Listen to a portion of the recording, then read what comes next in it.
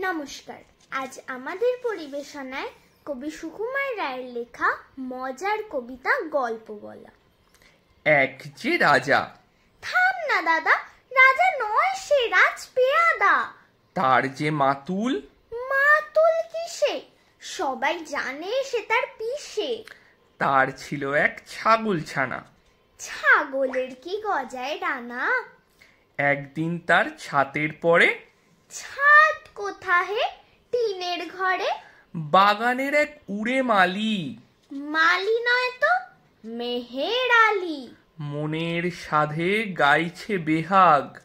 বেহাগ তো নয়, বসন্ত রাগ। থও না বাপু ঘেঁচাঘেঁচি।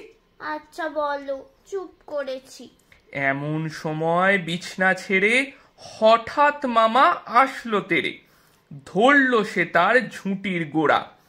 কোথায় ছুটি? তাক যে ভরা। হোক না টেকো, তোর তাতে কি? লক্ষ্মী ছাড়া মুখু ঢেকি। ধরবো ঠেসে টুটির পরে, পিটবো তোমার মুন্ডু ধরে। কথার উপর কেবল কথা, এখন বাপু পালাও কোথা? নমস্কার।